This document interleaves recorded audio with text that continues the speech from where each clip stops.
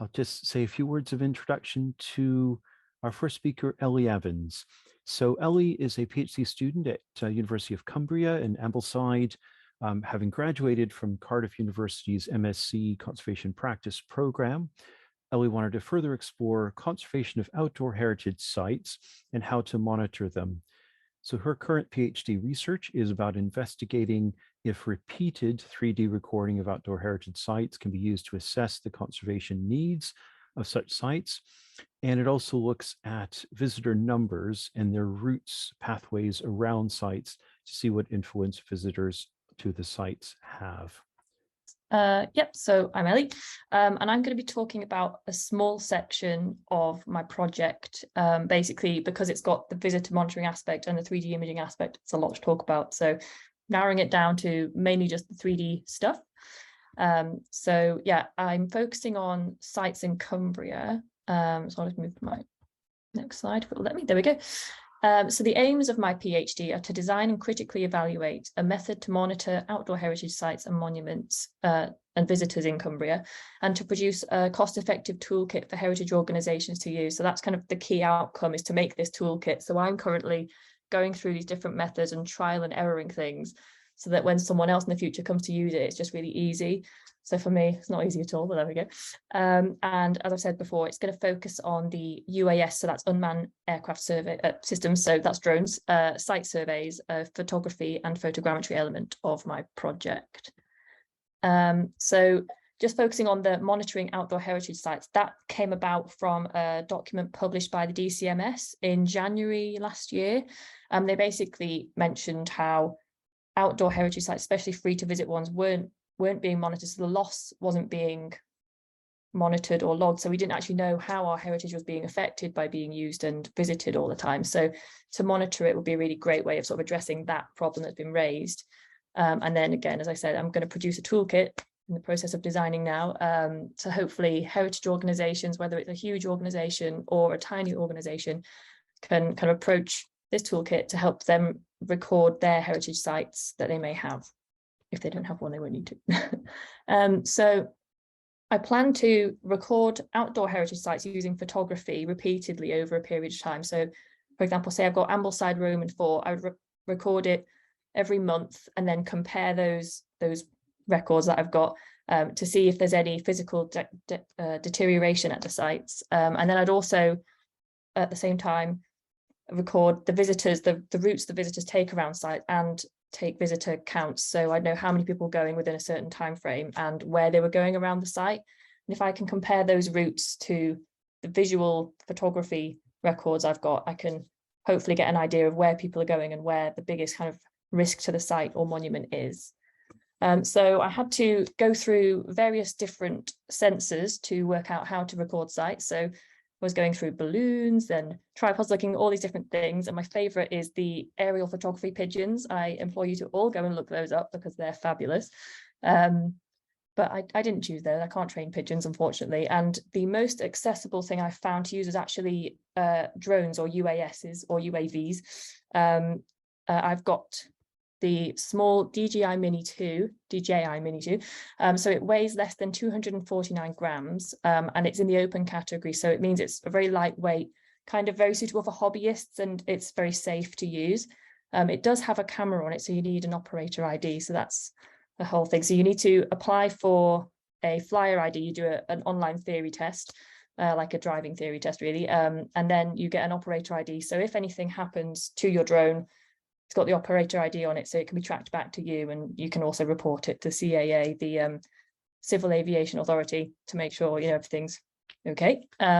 So at the bottom there, I've just got under CAA, you need to complete your flyer ID test, and there's VLOS, so that's visual line of sight. So when you're flying your drone, you always need to make sure you can see your drone, and thankfully heritage sites tend to be, the ones I'm studying, very open, so really good for visual line of sight. There's no sort of obstacles in the middle. It's all very easy to see your drone and track it. The maximum altitude you can fly your UAV is 120 meters. I'm not going to be flying at that high, but that is the maximum, just so you have an idea, and that's from the ground. So if you've got a hill, then it's 120 meters from the top of the hill. You have to follow the ground level. And as I said before, I've got the operator ID there as well. And there's a link at the bottom if you want to know more about flying drones in the open category. So flight planning, this has been the bane of my life. So I've been using one software to plan flights, and basically I'm taking a grid pattern. So having like the yellow lines show one direction of straight lines, and then in the opposite, the perpendicular lines are orange, just so you get more overlap and more imagery collected. And you want to have at least 60% overlap if you're going to do photogrammetry, which is what I've kind of evolved this into doing. So as well as just being aerial photography, I wanted to make 3D models, hence why I'm speaking at this one. So to overlap photographs, you can then make 3D models from simple photographs rather than having sort of laser scanners, which are brilliant, but they're quite expensive. So if you just use camera images, you can actually still make a 3D model. So you've got your grid pattern for kind of the large area mapping, and then you can have your orbit pattern if you're going around a specific monument or kind of group of monuments like standing stones. And also there's a diagram I put together for overlap of images to try and explain it for photogrammetry. But there are other time constraints to think about. So the battery life. So my drone only has about 30 minutes battery life, but at 20 minutes, it will start saying low battery, you need to land. So 20 minutes battery life. So that only gives me, from flights I've done in experience, about 2 flights worth, which is quite difficult. So I've had to buy an extra battery as backup for going to sites. Another part of flight planning is the ground sampling distance. So depending on how close to the ground you fly your drone, obviously varies the detail you can pick up in photographs. So the further you are away, so say you're at 40 meters, you get less detail than if you're at 20 meters. And then you've always got to follow the regulations and the air law as laid down by the Civil Aviation Authority as well. So ground sampling distance, it sounds very complicated, and there's a lovely complicated formula. However, Pix4D have very nicely produced a free to use spreadsheet. So you can just plug your numbers in of your heights, your drone information, so the camera information, and then it calculates the GSD for you. So that's really good, the ground sampling distance. So on this one, it's 1.06 centimeters per pixel. So that was a flight at 40 meters. So that was very nice to find that one. And again, there's a link at the bottom if anyone wants to do any aerial photogrammetry or photography. There you go. So photogrammetry briefly is basically taking pictures that overlap to create a 3D model, and that 60% overlap gives you enough detail and enough information to your software for it to kind of calculate and align those photographs to make it work. So I've been using Metashape.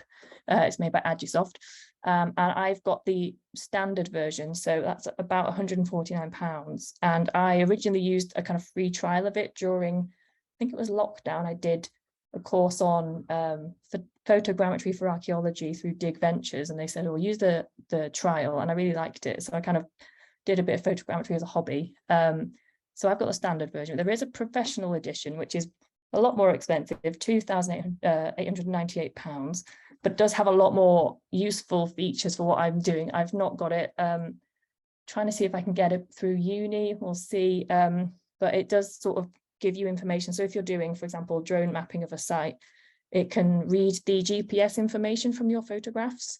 So then it helps stitch those together with that, as well as the visual information. So, and you can also then immediately, I think, upload those to something like Google Earth. So you've got it in a geographical location as well. So that's very tempting, but expensive. And I should say as well, the time to process. So you've taken your images, you brought your SD card home, put it in, and you put your photographs into Metashape. And if you've got 50 photographs, it's going to take less time than if you've got 150 photographs. So it can take, I've had one take 4 hours, 5 hours to process. Obviously, it depends on your computer as well. Yeah, it's very variable, but sometimes it can take 20 minutes, but also sometimes it can go wrong. So yes, I'll tell more about that in a minute. So I've got 4 sites to be working at. At the moment, I'm doing my pilot survey. So I've got Long Meg Stone Circle up in Little Salkeld in Cumbria, Kendal Castle, which I've not been to yet, Ambleside Roman Fort I mentioned earlier, and Castlerigg Stone Circle as well. So I've got a range. This site, Long Meg, is privately owned by a farm, which is on the site. And it's a large stone circle with one kind of standing stone off the side of it. It looks like a witch's head. There's a whole story behind it. So I'm only going to be surveying part of the site because it's such a large stone circle. My supervisors, my PhD advised that I just do a part of it. And especially as there's the Long Meg standing stone, visitors tend to kind of walk straight to that one and miss half of the stone circle. And you can see from this image, there's a road cutting through the stone circle as well. So it makes it a bit complicated and you can't fly over a road. So I got the software called Litchi to do a aerial mapping route for my drone. And you can see here it's, how many points is that? 25-ish points. And I found this quite complicated to use. You had to sort of set your points individually. And if you tried to move a point, you'd often insert an extra point, and it was quite complicated. And instead of it automatically saying you're doing a mapping project, you had to just put in your route and say how often you wanted photos taken. So was it every meter or kind of every second? So you could do it within distance or time. So I found that a bit complicated to work out. But I went ahead and I programmed it. So for the height, I did a 10-meter altitude, and the GSD calculated was 0.26 centimeters per pixel. And I measured the wind speed at the beginning of the flight as 8 miles per hour. And I took 90 photographs with the drone. And there's some information about Long Meg on the slide. So she's a scheduled monument. There are 69 standing stones, a mixture of different kinds of stone. And there are carvings on the Long Meg stone. You can see in the picture in the bottom right. She's quite a tall stone, but she has got those concentric circles on the side. So I took my photos, brought my SD card home and processed them, and I got a little patch of grass. So I've got a 3D model of a patch of grass. So I wasn't best pleased with it. So I thought, this is because I've not programmed my map right. So I decided to research some other mapping or drone mapping softwares, and I've switched over to a new one. So yeah, you can see there's also other challenges like the weather, the battery life, as I said. The site of Long Meg does have livestock on it part of the year, but this time of the year they're not there. I've been speaking to the landowners about it. It would be preferable to have more people on site as well. So if people are trying to come up and ask me questions, I have to be piloting the drone. I have to focus completely on that. So if I had 1 or 2 people talking to visitors to the site, that would really help. And having the ability to tie in the data, so the map that I've produced, onto an actual GPS produced map to tie it into a real space, that would also be really helpful. But no, so I need to change from Litchi to another software, and as you see on the right there, there's DroneLink. So I went for DroneLink because it had a mapping ability, and so I went for the elite one. It had mapping and an orbit function, so I could go around specific standing monuments. So I've given that one a try. So I went to Ambleside Roman Fort, one of my other sites, and a bit of information on the left. I got the altitude set for 40 meters. So I'm going to be comparing different heights. So 40, 35, 30, 25. But weather conditions have not been allowing me to do that at the moment. It's raining all the time. So I took 53 photographs, and the processing time in the photogrammetry software was about an hour. And this is my map set in DroneLink, so that this kind of automatically sets when the photographs will be taken. And I had to put it in twice, so it would only map the lines vertically, and then I'd have to insert it again so it would map horizontally, if that makes sense.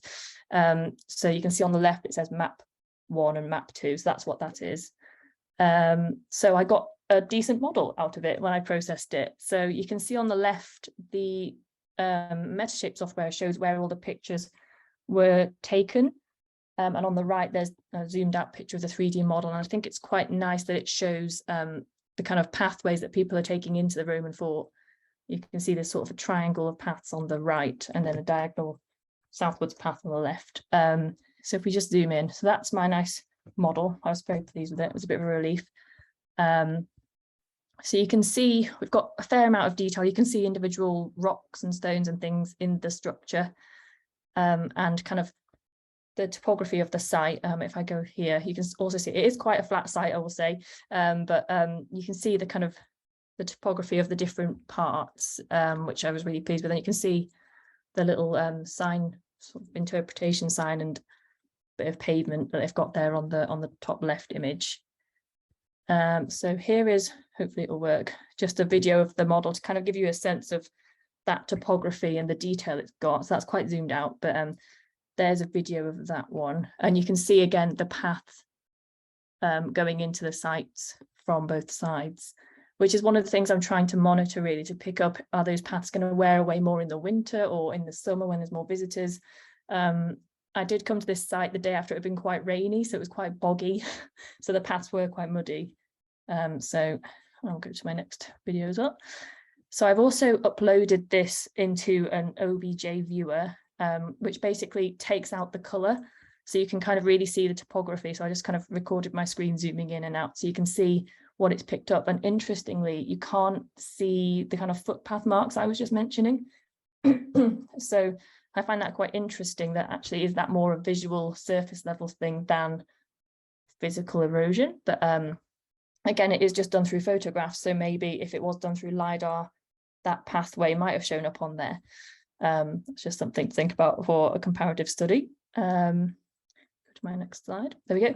So I then went on to another site on my study, Castlerigg Stone Circle. So that's up near Keswick in Cumbria again. And I did a flight at 25 meters. So again, I will be going back and doing comparative flights at different heights. But for this one, it took 114 photographs, but the processing time took over 3 hours. So that was quite a waiting game. And the wind speed was about 10 miles an hour when I started, but there were some gusts as well. But it wasn't too bad, but I had to sort of make really, really careful and watch what was going on up there when I was flying. So so scheduled monument, there's 38 standing stones, and you can just see in this picture, there's quite a muddy patch in between those two large stones. And there's a kind of flood in there as well, because I went to this site the same day as Ambleside Roman fort. So it was the day after a lot of rain. So it was really boggy everywhere. It was just really wet. So again, I used Drone Link and the mapping function to plan my flight. And then I also added an orbit function to try and photograph the stones a bit closer and around. So you can see on the left, it's got map 1, map 2, and then 3 orbit. So I did the orbit at 6 meters altitude. But yes, I'll show you how that one went. So this is my model that I got after the 3 hours of processing. So you can pick up sort of the kind of muddier patches where there is more kind of soil erosion and the flooded bits. How am I doing for time? Okay. And I also uploaded this one into the OBJ viewer. So that kind of shows the topography, and it was interesting because the field site does have this kind of linear pattern in the grass. I don't know how to explain that really, but just to kind of get the angle and trying to show it in that video. If I go back a slide, yeah, you can see in the grass there's sort of stripes, and when I walked on the site I was like, oh, why is the ground all humped? But actually it picked it up on the model, so I found that quite good. And I'll go to the next slide. So this is just a video again of the model. So this is the kind of full model it picked up. So it was quite a large site. So I think next time if I were to tweak it, I'd probably shrink the area a bit, but I would also need to reset the orbit flight because it only took 2 photographs and they didn't align. So I need to work out how to get those to align, because it did leave me with a problem. If you see, there's 2 standing stones, particularly these 2, who have big gaps in them. They're not picked up fully. So I need to make sure I can combine those orbit photographs with the aerial mapping photographs, but that might have to be a separate chunk or something in the software that I do.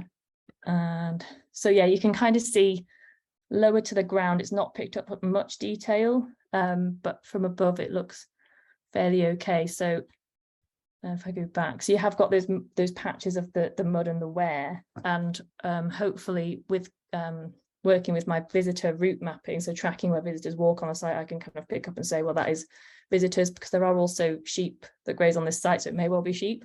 So I will flick forward. So yeah, so I did a kind of pilot visitor survey mapping, tracking, whatever you want to call it. So I just have a paper map and I literally just draw on where people walk. And so I've overlaid that onto the aerial model I produced. And you can see a lot of people do walk through that sort of rectangle of stones on the bottom left or right, where there's a kind of quite a worn area. So it's quite interesting. And there's also, you'll see at the top of the image, 3 entrances to the site, but everyone seems to leave through the same entrance, even though they come in at different ones. They're all left at the same one. It was really strange. And there's different interpretation at each entrance. So yeah, I couldn't work out why that was. I'm hoping to go ahead and do my comparative flight altitudes, try and do some geographical tie-ins, so make it so it's in a real world space, and continue with the visitor route mapping and counting visitors. And I need to, as I said, adjust my flight plans for Castlerigg just to pick up those extra details on the standing stones.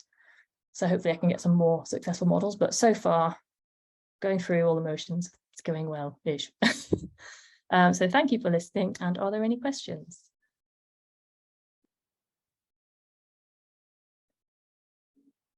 You're just going to introduce our next speaker, Francien Bossema, and if bear with me just a moment, I have a brief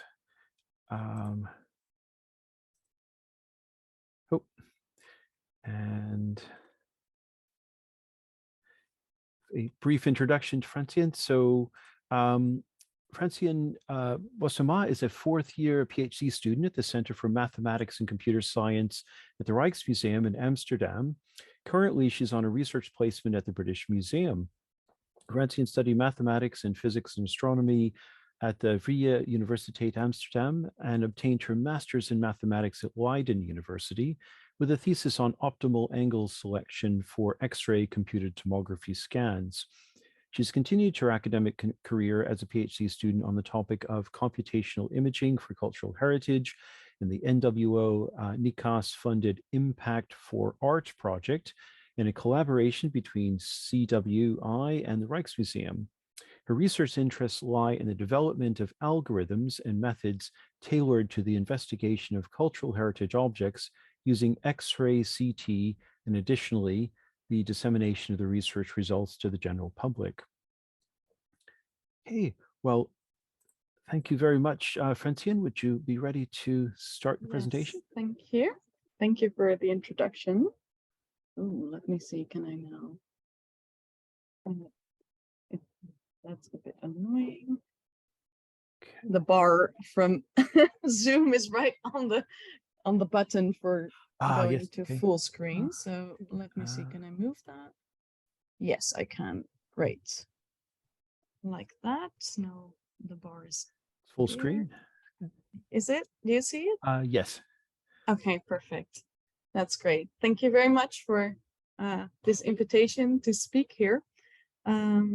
I will be talking about investigating the interior of art objects using computed tomography.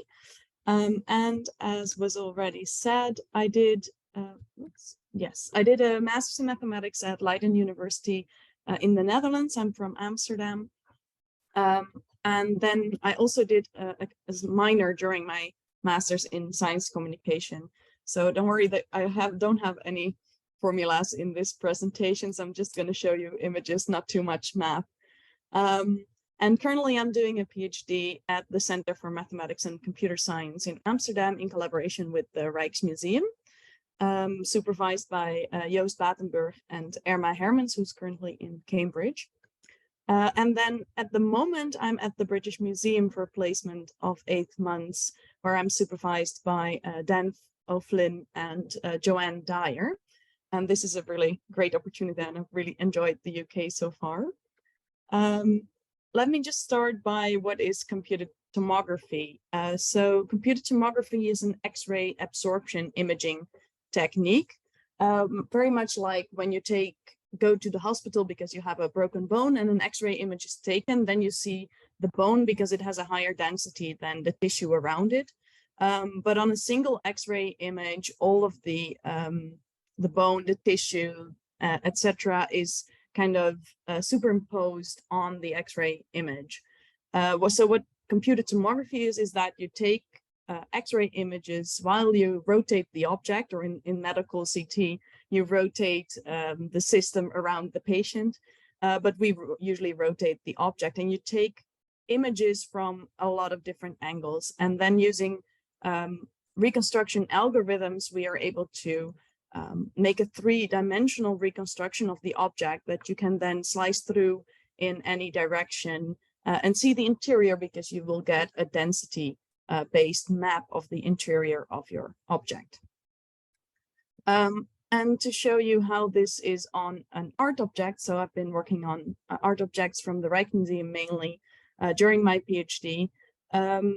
Here you see the Holy Woman with Lantern. It's a sculpture about 30 centimeters high. And on the left, you see what a radiograph of that object looks like. And you can see that it's kind of superimposing all of the wooden layers in this object. But then when you go to the right hand image, you see that if we take a CT and we reconstruct that, here I show a region, only the region of the lantern, you get a stack of images that you can kind of slice through. And this is very useful because now you can actually see the tree rings really well. And that is what we wanted here. We wanted to see that tree ring pattern that you cannot see on the radiograph here. And then when you have that 3D reconstruction, you can also slice it in other directions as is shown here. The orange is kind of the 3D visualization, and then we're kind of slicing it open to show different cross sections of this object. So I just wanted to touch upon a few reasons why you would want to do 3D object-based research and CT imaging in particular. One of the important reasons is conservation.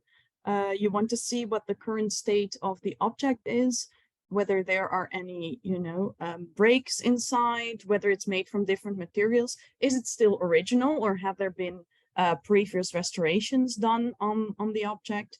See if we can find any patches. The second reason is technical art historical research. We want sometimes to know the making process. How was it made? What kind of tools were used? What different materials does this object contain? And also authentication. So we want to identify distinct features that have certain characteristic textures or possibly dating, which we can do during with those tree rings that I showed you before. And then another possible use is digitization. So for documentation of the object, for future documentation as well. How does it look now? Does it look the same if we take another scan in, say, 3-4 years or even 100 years? And then there's some less research-based goals, like maybe you would want to have this object online in some way to be open access to the public, which of course has become more important during COVID and the non-accessibility of museums. And also outreach. We can give very nice overview in 3D of the objects. So this is how it usually goes when I scan an object.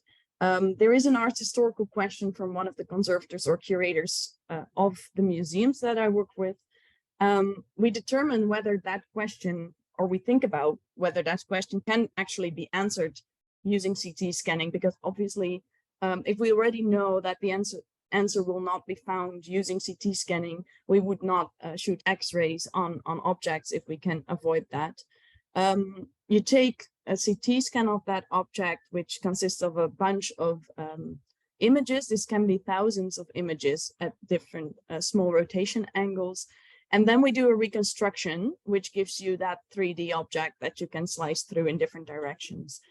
And very often that's not yet enough, but we go further, and using that 3D model of our object, we go to visualization of specific parts and have to do some pattern recognition. So the tool marks, for example, and hopefully that will then give us the answer to that original question that we were looking for. Touching upon some of the challenges and considerations for application of CT imaging to cultural heritage objects. The first is your image resolution. Depending on the features, internal features that you want to see, the image resolution can be of great importance. So if you have features that are 50 micron and you can only image at 200 micron, it of course doesn't really make much sense to start imaging. Then the size of objects is very varied when you're looking at museum objects. They're very small objects, very big objects. Unlike medical CT scanning, where basically every object for scanning, every patient has a very similar form and also very similar materials. We are mainly water, of course.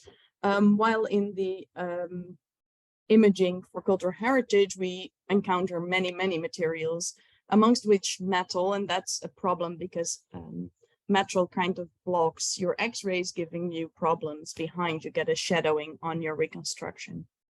Then there's computation time, which Ellie also mentioned. In my case, it's usually a bit longer. It can run sometimes for a week, depending on what I want to do. And yes, as she also mentioned, if it goes wrong, you have to start over. The other thing is the scanning time. Sometimes we need to scan for a long time to get a high resolution. Then there's the availability and the flexibility of systems. Of course, it's not great if you have to move delicate art objects to a system, but they're not available everywhere and certainly not always in museums. So going quickly through some of the technical requirements, just to give you an idea. One is you would like to do zooming so that you can get a higher resolution. But when you zoom in, sometimes your object will not fit into the field of view of your detector anymore, as is shown here. This is a small example of why you would want to zoom in for higher resolution. This is a piece of woven fabric that was just a test piece, but it shows very nicely that in the first reconstruction on the top, you kind of see how it was woven, but not very well. In the second, you can actually see how the yarn kind of weaves around the vertical yarns. And then in the third one, you can actually see all the threads. So this is going higher resolution every step. The next one is doing region of interest scanning or tiling. So what to do if your object is too big to fit in the field of view of the detector. Maybe I should have mentioned before that usually a CT system consists of the X-ray source, here represented by the dot, and a detector on the other side, which measures how much of the photons get through your object, and then the object in the middle, which is usually mounted on a rotation stage so that we can take those images from all different angles. So one of the solutions is to take an ROI scan, region of interest, and you just scan part of your object. And the other is if you have that capability of the scanner to move the detector or the detector and the source around and take multiple scans and then afterwards computationally combine them. And that's actually the case that we had for this lady with the lantern. We did 5 scans and then computationally had to merge them together. Object orientation can be of importance if you have highly attenuating parts in your object, here represented by kind of a metal rod that gives you a shadow that would look like this. So if you have a different orientation of this little bead which is mounted on a metal piece, a wire, you can actually get a very different CT scan. As you can see below, the one on the left is much less neat than the one on the right.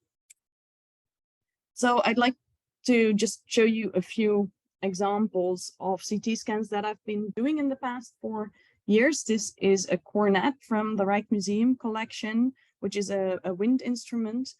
And what we knew was that it was made from 2 different pieces of wood, 2 different wood species. And that's kind of rare. Usually they're made from 1 species of wood in one go. So my colleagues wanted to see how it was made, how these 2 pieces fit together, and possibly determine why.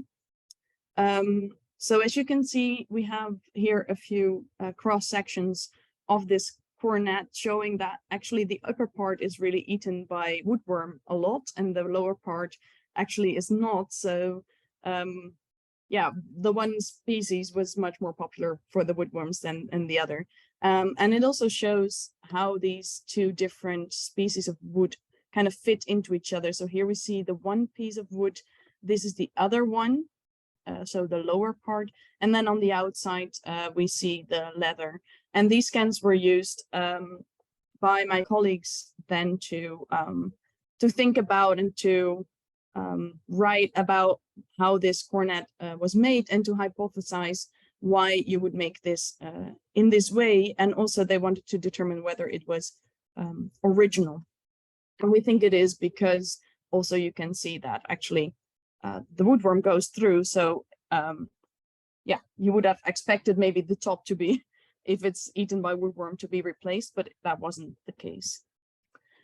Going shortly back to that holy woman, why did we scan that one? I already mentioned that we wanted to see the tree rings, and this image was used for dendrochronology to determine how old the wood was. So with dendrochronology, you can measure tree rings and compare those measurements to a database, and then you can determine the age of the wood and also the provenance. And as you can see here below, this is the measurement of the tree rings, which was then used by my colleague to determine that when this tree lived. And that can be of importance to kind of determine where it came from and whether it can be placed with other objects, whether they are made in the same era or not. Another interesting thing which I wanted to show you was this chest, a really big book chest, which had a very nice story attached to it. Namely, there was this jurist and writer in the Netherlands who was imprisoned for his political beliefs, but he was allowed to read books. So he got these books in a chest every week, in a huge chest. And just one day he took out all the books, stepped in himself, and they carried him out of the castle, which is how he escaped his imprisonment. And there were 3 of these chests in Dutch museum collections, and they wanted to know which one is the original, which one is the one in which he escaped. And one of the ideas was to see if we could date them using dendrochronology, because if one of the chests would date after the date of his escape, we would know that it could not be the real chest. There were a number of challenges for this chest that I won't go too deeply into, but what I wanted to show was that it was really nice that we actually made a progress in the method of scanning. So how the dendrochronology actually influenced the method development, because we found out that if we move the object from left to right instead of fully rotating it, because it didn't fit really well in our scanner, we could still get the tree rings out, even though we could not get a full 3D reconstruction. So it looks like this. So we tried to scan this plank here. Here you see my colleagues putting this huge chest in the research facility, X-ray facility at the Rijksmuseum. And then on here below, you see the tree rings. So we got quite a nice sharp image of the tree rings, but everything else is quite blurred. And this was really nice because we got an advancement in the methods as well. The last project that I quickly wanted to tell you about, and maybe also get some of your ideas on this, is that when we do a CT scan, you only get black and white density, grayscale density information on the interior of the object. And curators, conservators, art historical researchers are often trained to look at the outside. So we were thinking, how can we also get the color information and maybe use that to get more information out of these scans. So what we've been looking at is taking also 3D surface scan with an structured light scans using an Artex spider. And what we wanted to do is to combine that image of the outside, this is a small test object, this is the surface scan, then this is the slice representation, and this is the 3D representation of the CT data. And what we wanted to do is to merge them together, and if possible, we would really like this to be an interactive interface. That wasn't really available, so we started writing our own code. So I just wanted to show you, this is what I look at a daily basis. I'm busy with writing this kind of code to do these things, to visualize in 3D. I'll go to the next one, because here we have a really nice object from the Rijksmuseum, which is a shoe. That's a whale. That's also a bottle if you take off the tail. And this was a really interesting object, and we wanted to see how it was made. There was this hypothesis that it might have been a masterpiece to get into the guild, but it's unsure, and they wanted to see how it was actually made. It's made from leather, and there is a heel, but you can't really put your foot in it. Here you see the Artec Spider surface scanning, and this is the CT scanner at CWI, where we scanned the object. And here are 3 cross sections. Just wanted to shortly show you the idea that we have for combining these different data modalities. How am I doing for time? A few more minutes? Okay, great. Because I have one more video after this one, and then I think, yes. So what we really want to do is this, and this should be, so yeah, I'm just going to play it. This should be interactive. At least that's my vision for the future, where we can share this with our collaborators from the museum, and they can interactively open up the object while still having a view of the outside colors of the object. And of course, we would also, now you see the 3D representation of the object, and this is the surface scan on the outside. And then these are the slices which we usually use to look at these objects. And I think it's great that they're all registered onto each other here, but that's quite a challenge because you have different data types as well as the challenge of getting them to exactly line up. So that's what I'm currently working on, and that's also a project that is very much in collaboration with the British Museum. So we're also hoping to apply this to a number of objects from their collection, apart from this small starting test object. Yeah, so my questions to you, if I may, are also, this is of course very nice to see this these videos, but I would really like to hear from you whether you see some applications for that within museum, within conservation in particular. I see also very nice applications for outreach, but I would really be interested if you can give me some pointers as how it can be useful for conservation and what we could do to improve that. Thank you.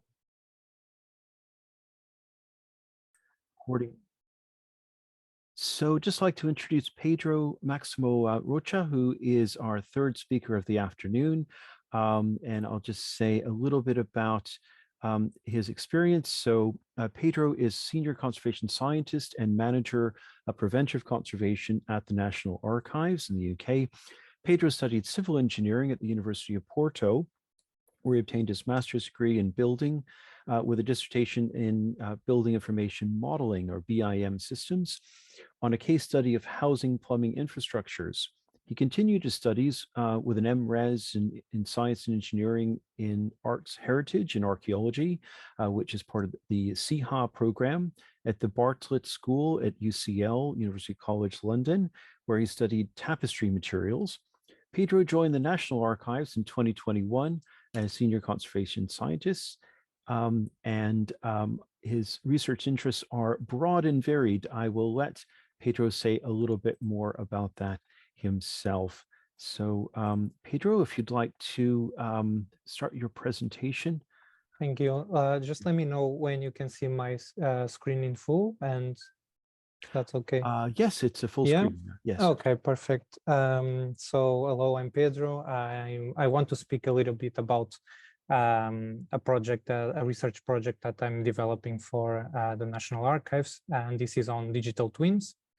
I want with this project, I want to explore a little bit the benefits and challenges of implementing digital twins in the archives.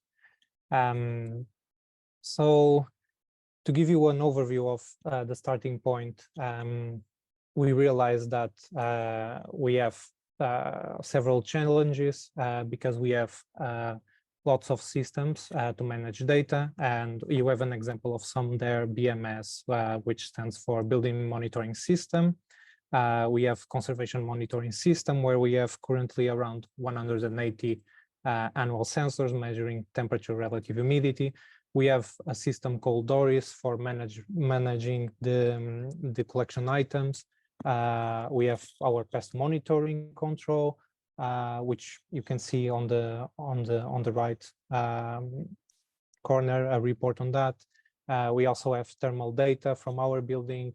We have AutoCAD drawings, so we have all this data. But the problem with this is that this data doesn't communicate with itself. Sometimes we experience this kind of issues to find data. So it's not accessible to everyone. It has lots of issues with interoperability because, of course, different systems don't communicate very well with each other, depending on data types. And so I initiated this project to kind of investigate where digital twins can be beneficial in the archive sector, and also what can it bring to preventive conservation. In what can it help us, basically. So this is to give a bit of introduction. I started looking at BIM systems, so building information modeling, and how this can be adapted to a digital twin model. And I started to have a look at this because this is already very established in the engineering industry. You can see on the right image an example of a BIM model.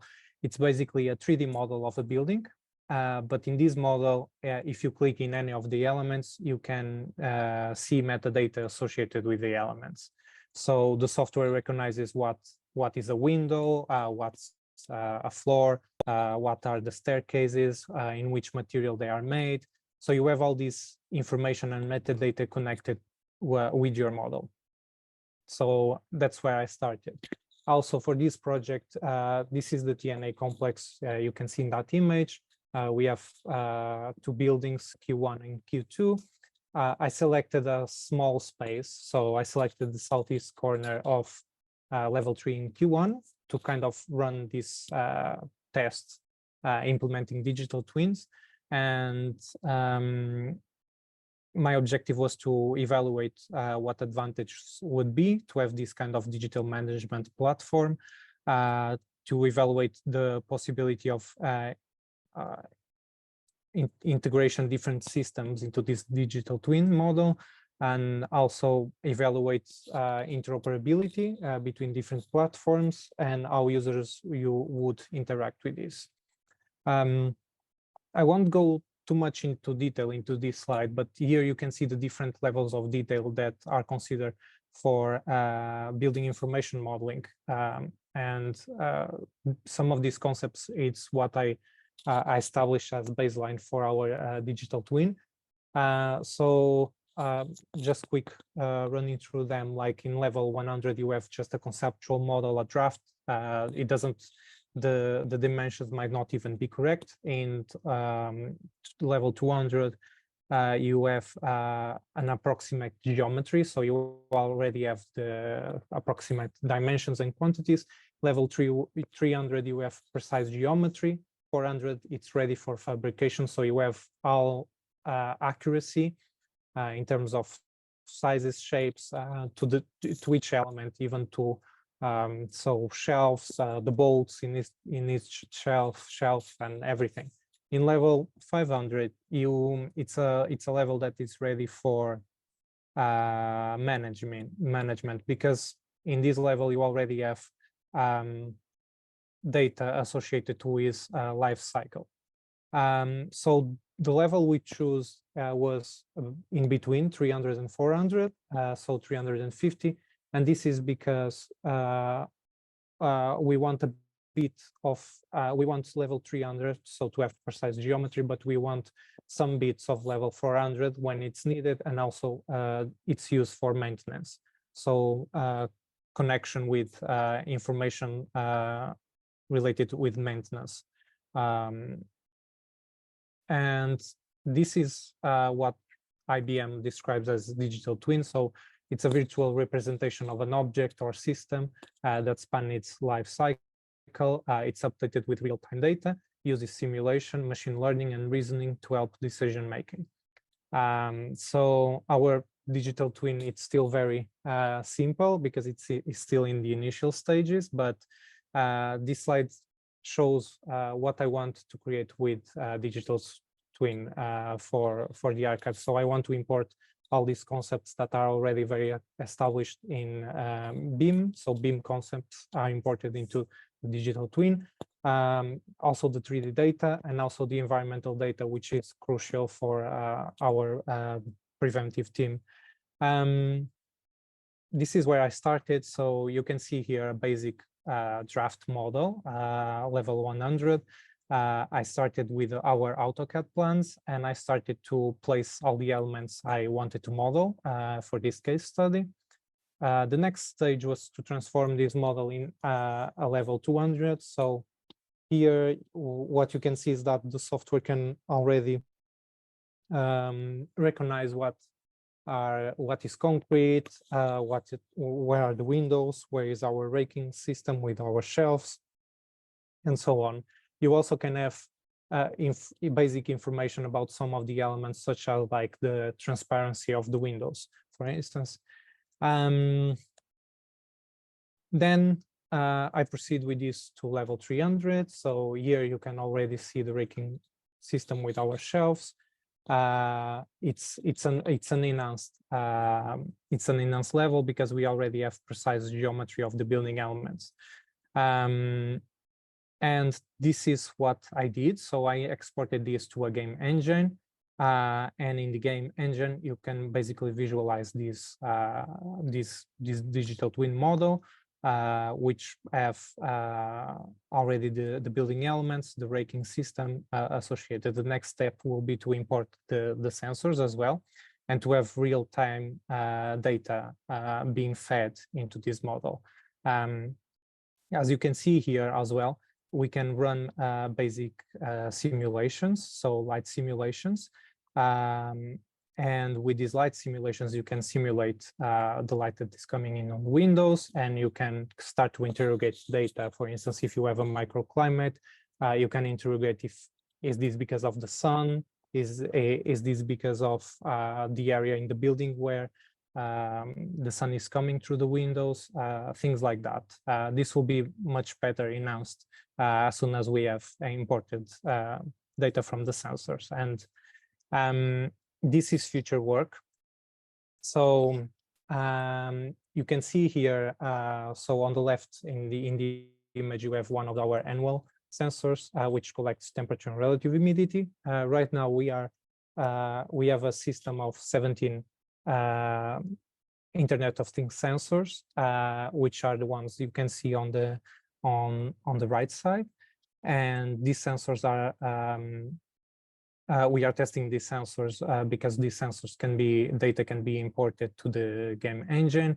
It can be visualized there, and there are lots of dashboards available as well where we can better visualize data coming from. These sensors can not only measure temperature and relative humidity, but we can also have CO2 readings, particulate matter, VOC, movement, and light levels. So it's quite interesting, the data we are getting from these sensors, but we haven't reached the point where the data is already available on the digital twin model. That will be the next step.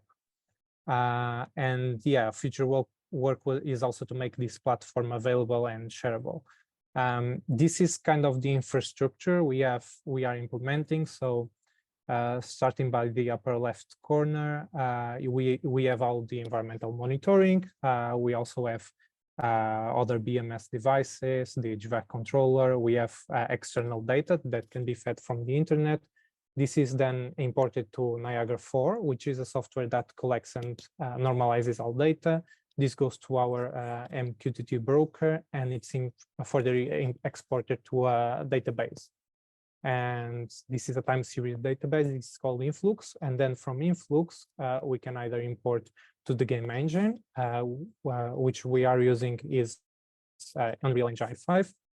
And data from the sensors can also be visualized in dashboards such as Grafana. So in the game engine, as you can see below, data from the sensors is being fed into this digital twin model, but also 3D modeling software. Also, a database from our collection items, it will be fed in the future, and also external data that might be useful. And then we can use this digital twin for different purposes. So we can use for simulation, trying to understand better our environmental conditions, also visualize our data, real-time data, so temperature, relative humidity, light levels, whatever the sensor can read. Also for training purposes and public engagement, we can also use this model for public engagement in the future. And that's me. If you have any questions.